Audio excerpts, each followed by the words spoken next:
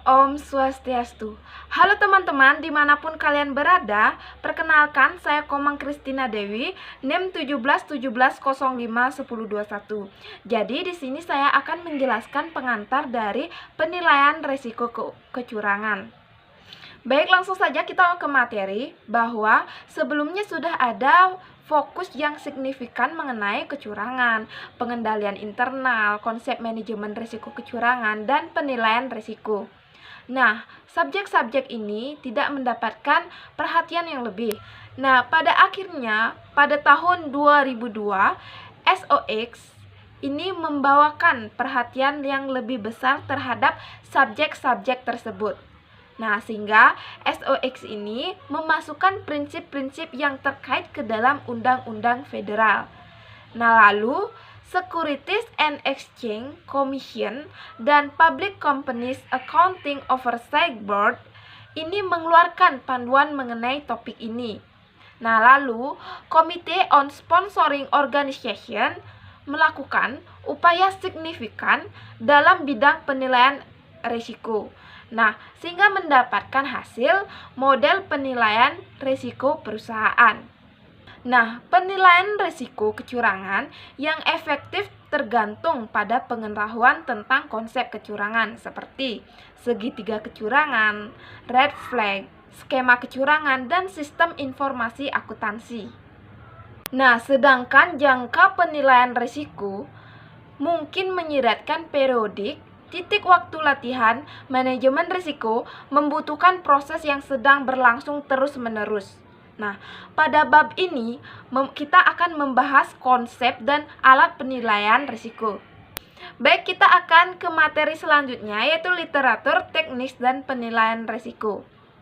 Nah, gagasan tentang penilaian risiko telah menjadi bagian dari literatur teknis untuk audit, menyarankan atau secara langsung mensyaratkan bahwa audit memasukkan penilaian risiko standar dalam beberapa tahun terakhir, mencerminkan penilaian cakupan risiko. Nah, untuk perusahaan publik, standar auditing PCAOB nomor 5 atau AS5 dan audit pengendalian internal ini dibuat berdasarkan standar PCAOB yang ada sebelumnya nomor 2 atau AS2 dengan memperluas peran penilaian risiko. AS2 menangani penilaian risiko dari perspektif manajemen dan auditor dan mencakup cakupan risiko di berbagai tingkatan. Nah, kalau AS5 menindaklanjuti konsep AS2 dan menekankan pentingnya pendekatan berbasis risiko top-down terhadap audit pengendalian internal dan pentingnya memahami lingkungan entitas. Nah, pada tahun 2006, American Institute of Certified Public Accountant mengadopsi standar RISE Statement on Auditing Standard atau SAS nomor 104.111 yang menangani penilaian risiko dalam konteks audit laporan keuangan dan pengendalian internal. Lalu berlanjut, Institute of Internal Auditor mempromosikan gagasan semua audit fungsi, audit internal, dan kegiatan harus dimulai dengan penilaian risiko. Baik, selanjutnya materi faktor penilaian risiko. Di sini ada 3 faktor penilaian risiko, yaitu yang pertama, faktor lingkungan perusahaan, faktor internal, dan faktor kecurangan. Jadi di sini saya akan menjelaskan faktor lingkungan perusahaan saja. Jadi pada faktor lingkungan perusahaan, kecurangan, pencurian, penggelapan lebih banyak terjadi di beberapa industri dan beberapa organisasi daripada negara lain. Nah, RTIN ICVI pada tahun 2008 mensurvei anggotanya mengenai kecurangan yang dipecahkan dan total 959 kasus dilaporkan terjadi. Nah, salah satu statistik berkaitan dengan industri yang diwakili oleh kasus-kasus ini. Jadi, industri lebih rentan terhadap kecurangan dan memiliki risiko penipuan yang lebih besar. Nah, dari survei yang dilakukan oleh ICVI pada tahun 2008 tersebut mendapatkan hasil dari segi industri menurut frekuensi. Nah, ada layanan perbankan atau keuangan, di mana mencapai 14,5% dari semua kasus dilaporkan. Lalu ada pemerintah atau administrasi publik sebesar 11,7%.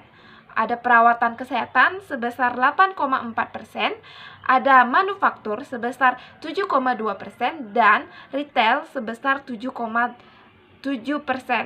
Selanjutnya, hasil survei berdasarkan industri dengan medium loss, di mana ada telekomunikasi mencapai 800.000 US dollar atau setara dengan 16 kasus.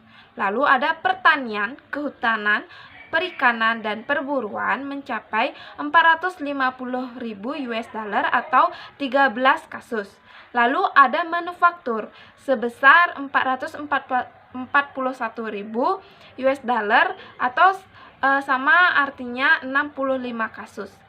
Lalu ada teknologi sebesar 405.000 US dollar atau 28 kasus. Dan yang terakhir konstruksi, ada 330.000 US dollar atau 42 kasus. Nah, penilaian risiko juga harus mempertimbangkan ekonomi saat ini. Survei pada tahun 2008 sampai 2009 oleh ICVE meminta 507 CVE untuk melaporkan tingkat kecurangan sejak awal krisis ekonomi. Lebih dari separuh pengindikasian bahwa jumlah kecurangan meningkat selama masa itu, dan 49% melaporkan kenaikan jumlah dolar dari kecurangan yang terjadi pada saat itu. Nah, selain itu, kearifan konvensional di antara anggota komunitas audit dan keamanan menunjukkan bahwa organisasi yang paling rentan adalah mereka yang memiliki manajemen, akuntansi, dan kontrol keamanan yang lemah. Baik teman-teman, sekian yang bisa saya jelaskan. Untuk materi selanjutnya akan dijelaskan oleh rekan saya. Akhir kata saya ucapkan terima kasih.